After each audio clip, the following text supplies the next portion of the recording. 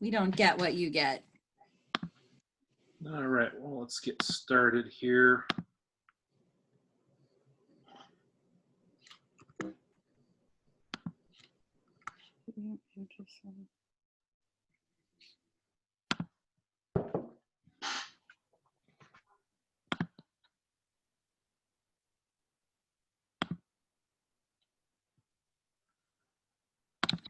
All right, can everybody see the welcome screen? Mm-hmm. Yes. All right. Yeah, if anybody has any questions, just feel free to chime in, and we'll get going here. So I know a lot of people have been wanting this topic for a while, since, you know, once we get through all these like boring neotropical migrants, we're going to have gulls for a couple of months. And the scapular alignment's really something that, oh wait, hold on. This is next week. I'm sorry, guys. I'm sorry. Yeah, we're looking at fall warblers. Oh, okay. I'm sorry. Fall warblers. Okay, I got it. Just 1 second here. You have a sick sense of humor, Joe. All right. All right. So fall warblers. Yeah, I thought that up a couple of minutes ago. I was going through my herring gull photos. I had to.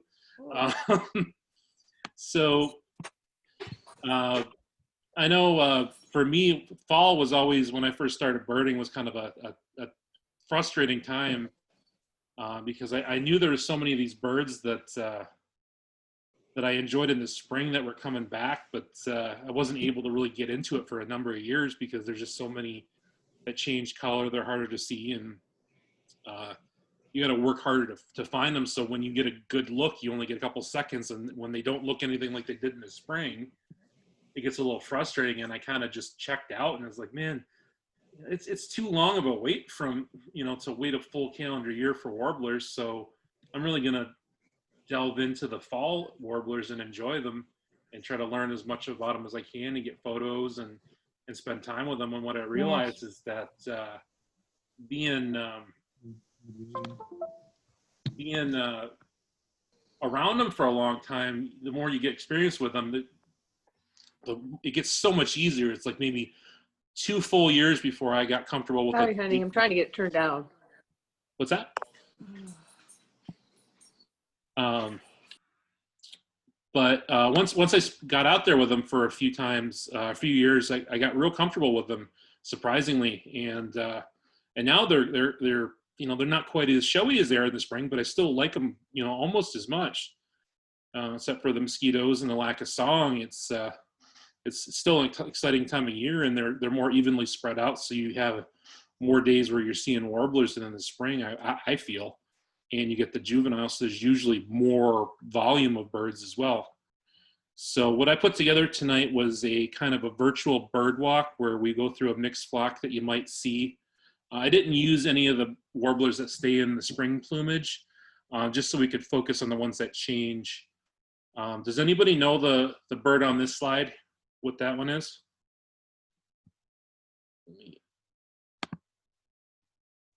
Let's see if we can unmute everybody here.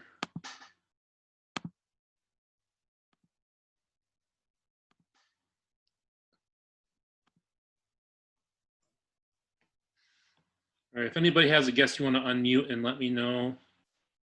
The magnolia? Yep, that's a magnolia. So it looks quite a bit different than it does in the spring. Not nearly as striking, but it's one of the more colorful fall warblers that we have. Nice work on that. So this is a fun one. Does anybody know? I should have unmuted everybody. Let's see. Does anybody know this one? Cape May. Yep. I hear Cape May. Yep, this is a Cape May. It has a lot of the same markings that you see in the spring. They're just pushed back a little bit. The yellows aren't as vibrant, and the darks and the chestnut colored cheek patch, it's all still there. It's just a different color. So if you look here and in the spring slide, That pattern on the face is still there. The yellow's still in the same place, although it's not as bright, and you still have the streaking there. You know, still have the wing bar. Everything's still the same thing. It still has that really kind of round look to it. The bill that has a little bit of a downward point at the tip is a slight little bit of a downward droop. I know we're getting back into shorebird territory with that, but it's a Cape May. Yeah, it carries along a lot of it, even though it's not quite as showy. A lot of the field marks still are there.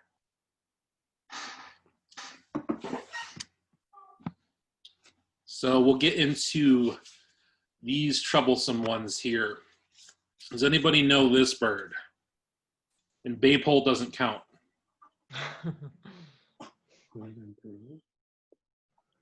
So if you look at this guy, he's got that overall olive green tone, wing bar, darkish wings, some streaking on the breast, a little bit of an eye line there, a little bit of streaking on the back, but for our purposes, we're going to call these legs and feet, that color there, yellow. So does anybody know what that means?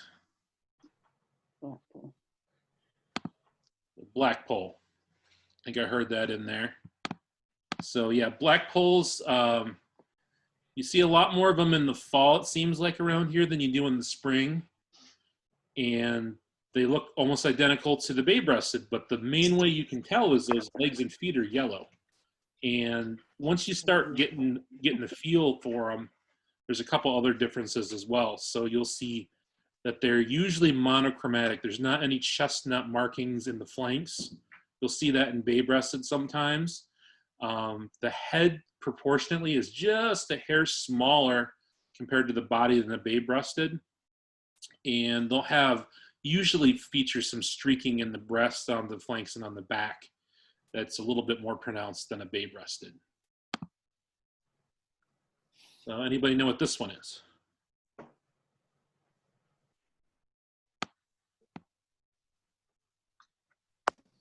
You guys want to unmute your mics?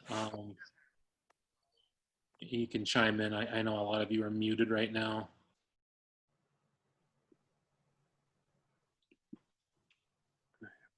Any guess on this one?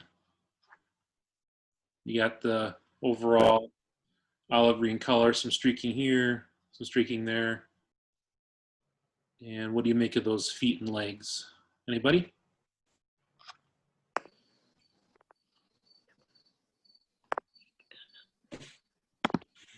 So what we have here is another blackpoll. So its legs are not quite the same color as the one in the previous slide. They have some gray in them, but the feet here have that yellow or, you know, subdued yellow color to them. So once you see those feet, the bay-breast is always going to be gray in here. They don't show any of the color. So if you see the feet on a baypole, you can always identify them. You don't always see the feet, which is the tricky part, but if you get them to hold still, that's your diagnostic field mark.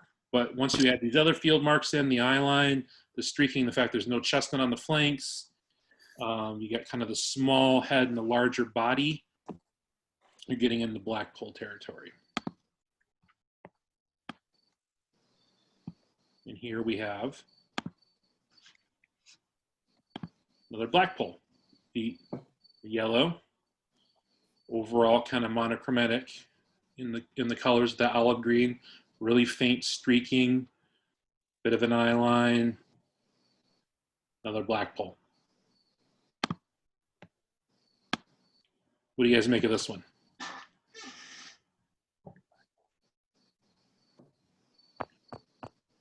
Does anybody have a guess on this one? Bay-breasted. Bay-breasted.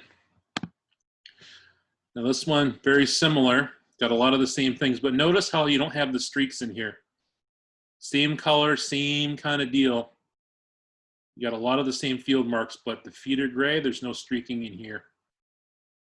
And I don't know if it translates to your eyes, but the head to me looks a little bit larger compared to the body than the blackpoll. And you see here, another bay-breasted, but this one has a lot of those chestnut tones still on the flanks. And you won't see that in the blackpoll. They never have that. They don't have it in spring plumage and they don't have it in fall plumage, but you see the transition. Sometimes bay-breasteds come in and they'll have more of that chestnut tone. And once you see that, you can put it together with the gray feet and you're in business. What do you guys make of this one?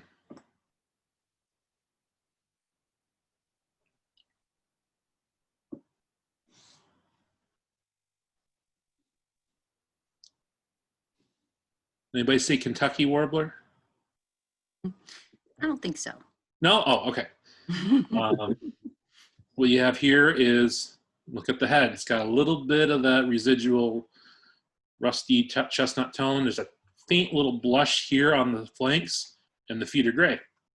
Nashville? No. I'm sorry, what? The bay-breasted also? Yeah, it's a bay-breasted, yes. All right. How about this one? Does anybody recognize this bird? Blackburnian. Blackburnian. Blackburnian. Yep, Blackburnian. So if you look at this one, here's a spring bird on the upper left.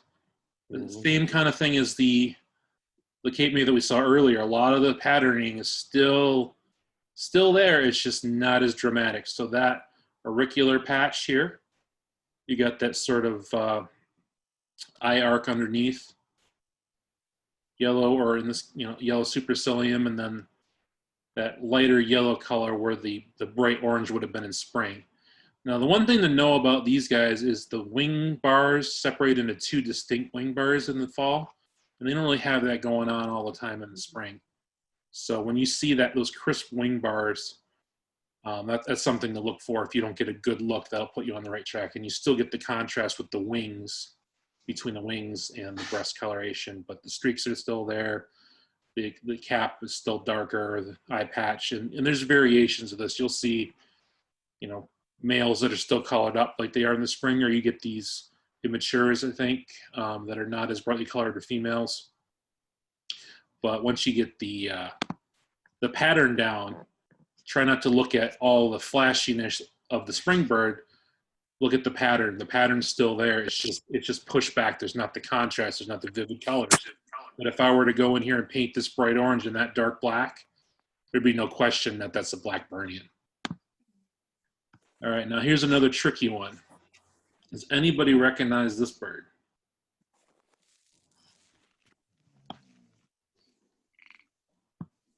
Is it a palm warbler? It is not a palm warbler.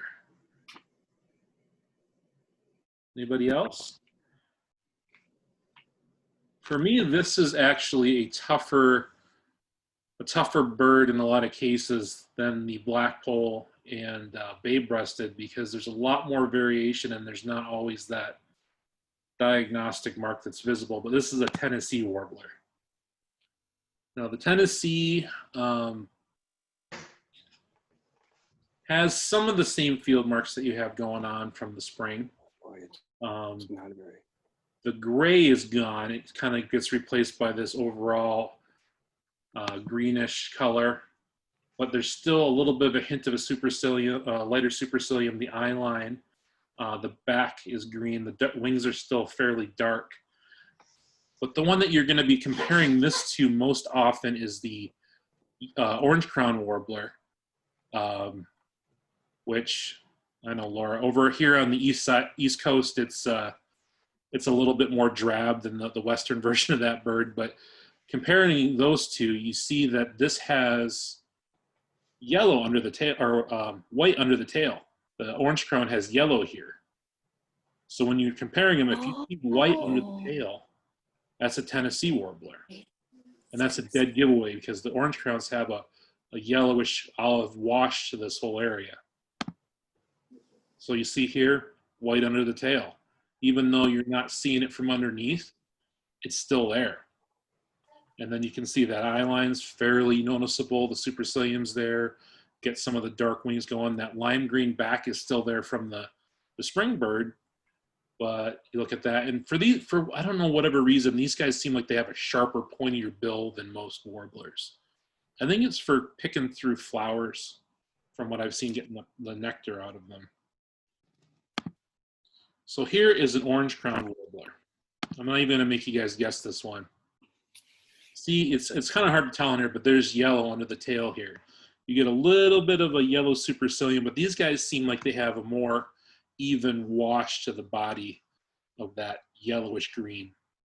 The orange crown to me is a challenge no matter when you see them, because there's really nothing all that distinct about them. And that's their best field mark, is that there's not any wing bars, there's not any contrast. There's a faint little bit of streaking here that almost looks like it's not there. That's maybe an optical illusion, but that's something to look for. These guys come in a couple varieties. They sometimes have a little bit of a gray head, but overall you'll see that they don't have any sharp contrast in the wings. There's that overall yellow wash to the belly, under the tail. They sometimes have these lighter eye arcs that can be whitish or yellowish depending on the origin of the bird. I think some of them mix, they have different color versions that you'll get more yellow or less yellow depending on where they breed. And I think there's two distinct populations of them at least that we'll see both of them here, or at least hints of the genetic differences, so they're not all going to look the same. So that's something to keep in mind, that you have a very unremarkable bird that comes in a couple flavors, even though it's overall neither of them show anything that's overly dramatic as far as plumage. You can see some that have more of an overall yellow wash. Some of them have a almost gray and white head that almost is suggestive of like a Nashville. But once you get a feel for the shape, they're a lot rounder than a Nashville. Very oval shaped. So since you have that thicker body, you can kind of rule out some of the other warblers that don't generally look that way. All right, any guesses on this one?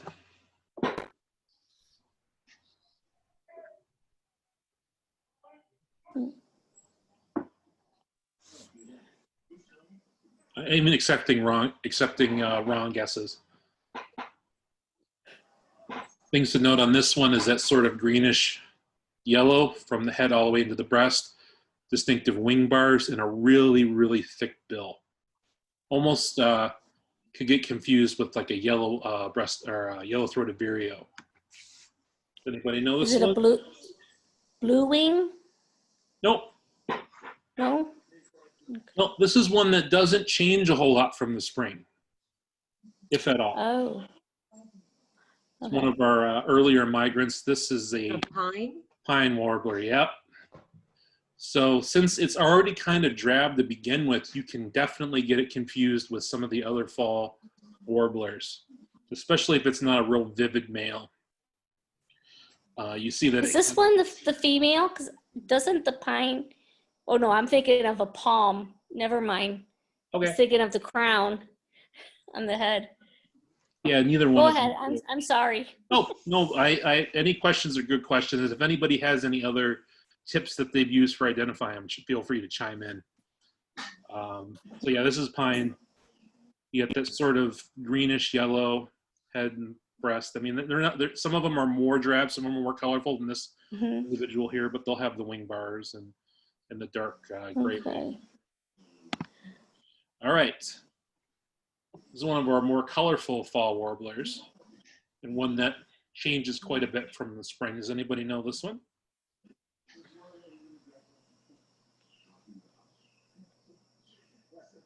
I know somebody's got it. Magnolia? Yeah. Who said magnolia? Carmela. Oh, yep. Good job. Yep. This is the magnolia warbler. You see, it sort of has that two-tone color pattern where the gray is on top. It's got an eye ring, yellow underneath, white, sort of on the tail. But one thing that is useful with the magnolia is the tip of the tail looks like it's been dipped in ink. So if you see the tail on these guys and you see the black tips of the tail, that's real helpful in identifying these guys if you only get a brief look at them. Now this one's a female, right? The one that you were just showing? This is just a fall. I don't know that it's a female or male, but if you look Okay. from underneath, you see the black tip to the tail there. That's a real Mhm. good mark for this bird. Okay. And the gray, and usually when you see that bright yellow, it stands out amongst a lot of the fall warblers. Okay. This is probably my favorite transformation into the fall. It looks pretty cool in the spring, but I almost would say it looks better in the fall. I agree. With that lime green cap. Yeah, Jamie knows what I'm talking about. One thing that carries through is those yellow wing bars, but the facial pattern is much different. That nice contrast between the cool gray and the warm greenish lime color on the head and the back. Anybody know this one? Chestnut sided.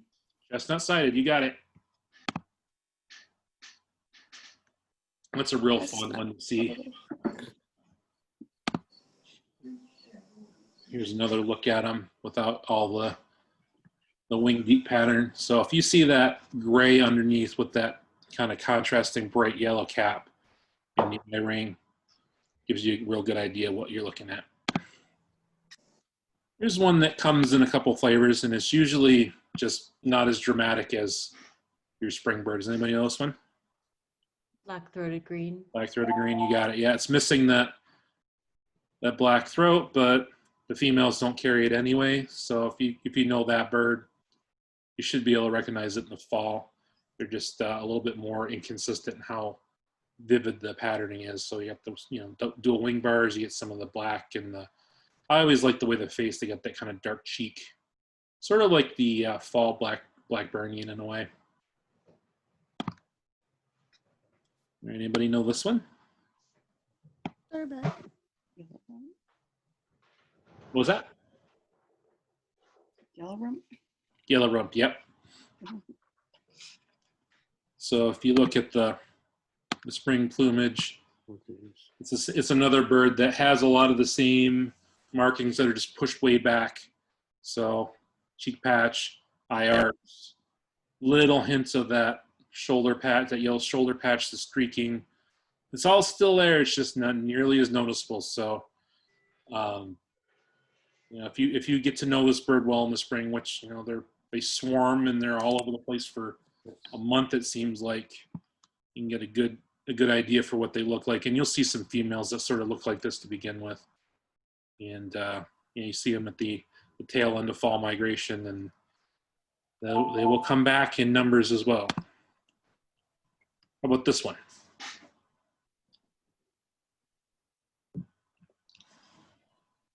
It's another late fall migrant,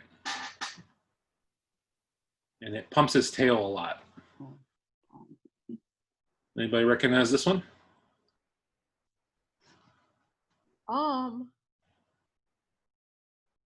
Palm warbler, yeah. That is a palm. So if you look, rusty cap is gone, but there's still that pattern there. Facial pattern is not as vivid, but you can still see the supercilium, eye arcs here with some lighter eye arcs, but not a full eye ring. Cheek patch is there. A little bit of the same streaking here, but the yellow is primarily reserved for the undertail coverts here. And you don't have as dark of wings, generally speaking. But the tail pumping helps a lot to identify this bird when they're real drab like this too. But once you get to know that pattern and you just reduce the contrast and the color, you'll see it's all still there, same shaped bird and everything. All right, anybody know this one?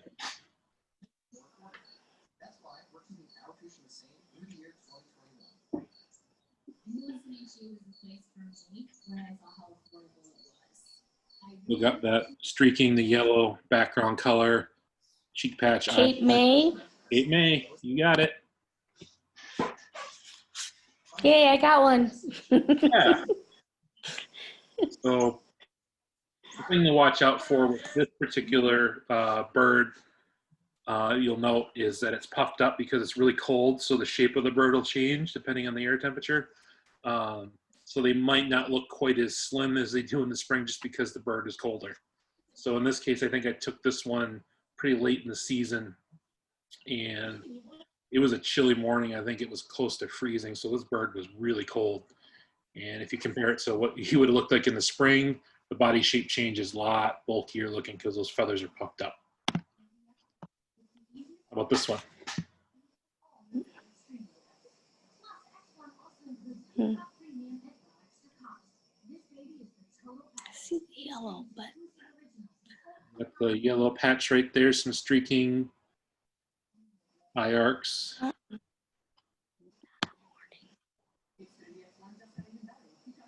white butt. The yellow rump? Correct, yellow rumped. I believe this one is a female. Don't quote me on that, but it was not quite as distinct as the other one in the slide. A couple that we showed a few slides ago. Mhm. All right. I'm digging through the archives, some pretty terrible photos now, but does anybody recognize this one? Orange crown. Yeah. Nailed it, orange crown. See the faint streaking. You got kind of the yellow here. Looking under the tail, that's yellow right there. And it's overall washed. And then you got the gray here without any real distinctive field marks. There's a slight bit of an eye line here.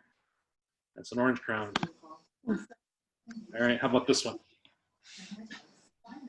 The classic fall warbler view obscured by leaves and twigs and branches, and you get just a tiny window to look through, just enough to give you some information. What do you think this one is?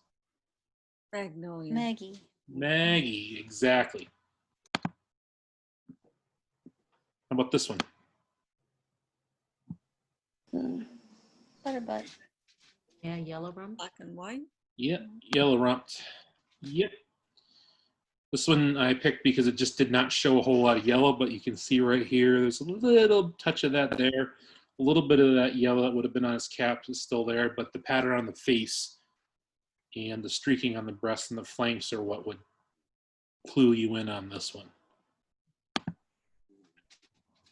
All right. What do you think about this bird?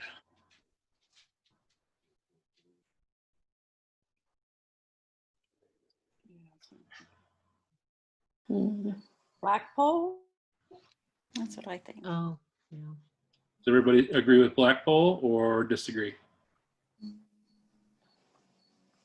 I was interested to see what people thought of this photo because it's one of those that gives you some information, but it kind of really obscures what you really want to see.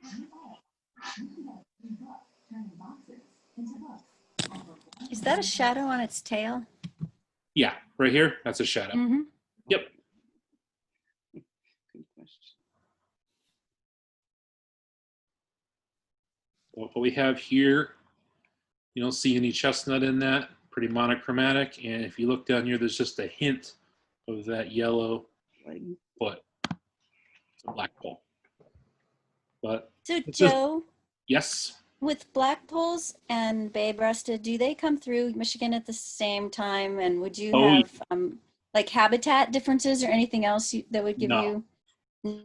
nothing discernible. They come through and they're usually in the same, you'll pick them out of the same mixed flock all the time. It usually skews one way, but there's regularly both in the same group. Which is, in the spring we get the blackpolls a lot later. So, not only do they look different, but they usually aren't quite as numerous at the same time as the bay-breasted. But in fall we get them both at the same time. Thanks. And we get a lot more. We get a lot more of both in the fall. I think they follow different migratory routes on the way back than they do in the spring because it's not. Neither one of them is a bird that at least in the southeastern Michigan area that we see a ton of either of these. I mean, we'll get them, but it's not the same number that we get in the fall where you might get 20 of either one of these species in a day. It's usually a smattering at best. Right, how about this guy?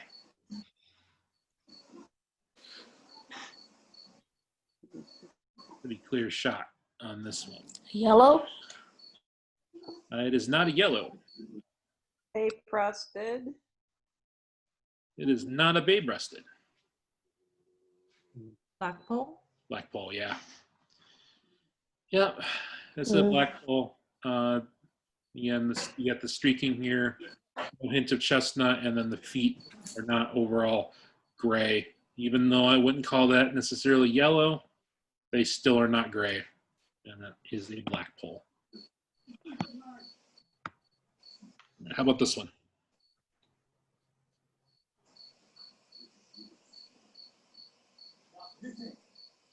Primarily, you have the facial pattern here, and the wing bars are what would give you the best clues on this particular species.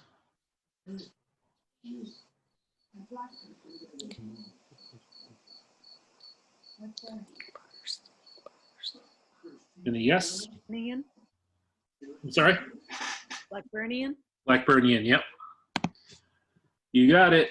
This is one that's particularly dull, but again, if you just pay attention to that facial pattern, if you were to darken this and add some bright orange here, be no doubt that's a black. Okay. All right. This is a tough one here. Anybody got a guess on this one?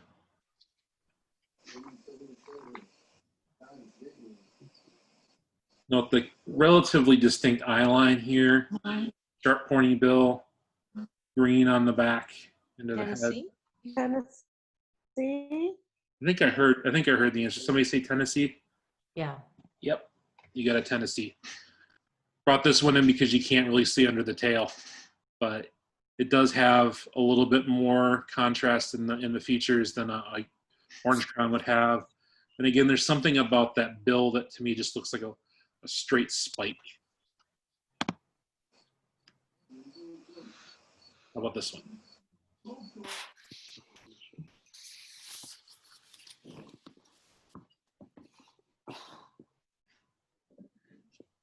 Bay-breasted. Bay-breasted, yeah. Yep. You got it. Bay-breasted. You see the little hints of chestnut color there, gray feet and legs, and the overall bay pole look to the green. Not a ton of streaking anywhere. Bay-breasted. Here's when you can't see the legs or feet that well. What do you think?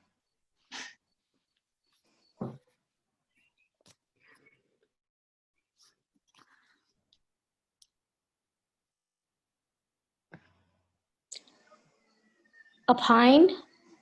No, it is not a pine. It's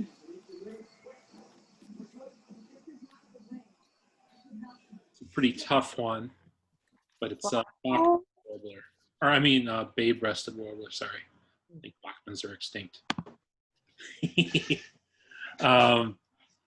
Yeah, this one doesn't have a whole lot of streaking. The legs are obscured, but you can see there's a little bit of gray going on there, but this is a bird that once you spent a couple of years with fall warblers, that when you see it in the field, you'll get that instant leaning one way or the other. And with the bay-breasted, again, this is one where you start looking at those more subtle clues. It doesn't have the streaking here. The head seems a little bit bigger to the body. And it almost has a little bit more yellow, like a brighter color to the head. I don't know if that means anything, but usually I see that more in bay-breasted. But you get a feel for them, and then they start standing out to you. How about this guy?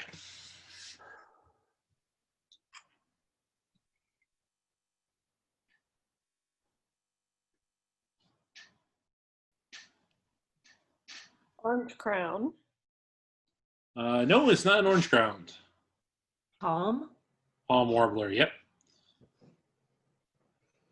They usually seem like they have a lot more brown to them in the cap instead of that rusty tone and then to the back. I don't know if anybody else has any characteristics to ID them in the fall. It's a little bit of a tough one. There's usually some yellow here, undertail coverts that are a little bit brighter, and then you get some streaking in the breast.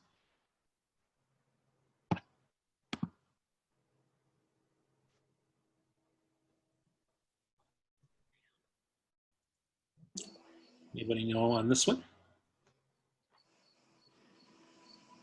Interesting note. I pulled this one off of the internet, but it seems to be at a feeder, which you kind of see with the species occasionally because they'll linger into the colder months in a lot of places because they're not a long distance migrant. They don't go nearly as far as some of the neotropicals. You know, they're not heading down to Colombia or anything like a blackpoll would, so they can hang out a little bit longer. You got to guess on that. Look at that thick bill and the double wing bars.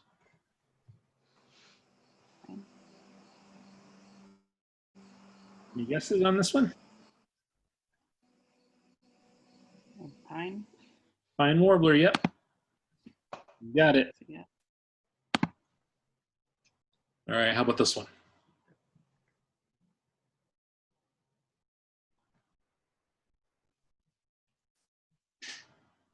Bay-breasted? Bay-breasted. With the gray legs and feet. Chestnut on the flanks. Gold, yellow in here. Not a lot of streaking. Bay-breasted.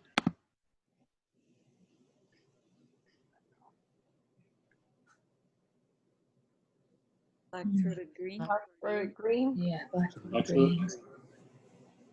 Oh, That's that's what it is. Yeah, you can tell. That's a really bright yellow down below, gray up top, white eye ring. It's a little bit fuzzed out. Blackpoll? Nope. Maggie. Magnolia? Yep, this is a magnolia. Blackpoll, you would not see quite that much yellow. This is a very bright bird. So when you see Okay. a bright yellow bird in the fall, Maggie seems like it stole all the yellow from a lot of the warblers. Mhm. And here is one last bird. And then I'll stop torturing you with it. Is that a bay-breasted? You got it. How did you call that one a bay-breasted? Just I look at that stripes on the back and then that little rusty color under the wing. But that back patch with the stripes, isn't that the bay-breasted and the blackpoll both have those, don't they? yes. But the bay-breasted usually does not have it here on the breast or on the shoulder. Right. And then I looked at the leg, the feet were yellow. Yep. So when you're looking at a bird in the fall, you might only get a glimpse of this, and then a glimpse of that, and then a glimpse of this in 3 separate views. So you have to take those different bits of data and then merge them into one bird based on how your views are. Sometimes you're lucky and they'll come low enough where you can get a look like this, where they're out in the open for a few seconds, but they don't slow down in the fall. They're still hyperactive like they are in the springtime, but you have all the foliage to contend with and the lack of vivid colors. So the reason why I set up the presentation this way is just to give you the repetition. So bay-breasted, bay-breasted, blackpoll, blackpoll, over and over again with some of these trickier species that you're likely to encounter, because they'll be, like I said to Laura earlier, there could be a flock of 20 baypolls in one area, and 5 of them are bay-breasted and 15 are blackpoll, or vice versa.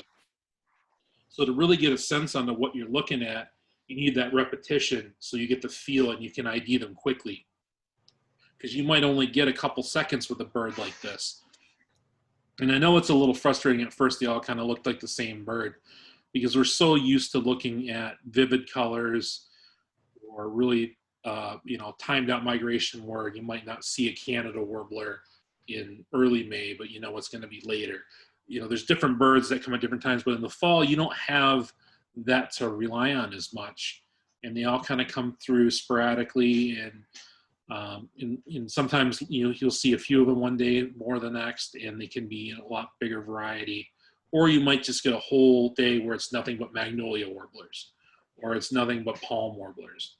You'll see days like that too. And the more you can learn about what they look like in the fall, the better prepared you're going to be for a fleeting look here and there when they're bouncing through the canopy and you got 50 birds in one area and you don't know where to look and you're just getting glimpses at them. So the more you can get out there and get comfortable with them, the more fun you're going to have in the fall.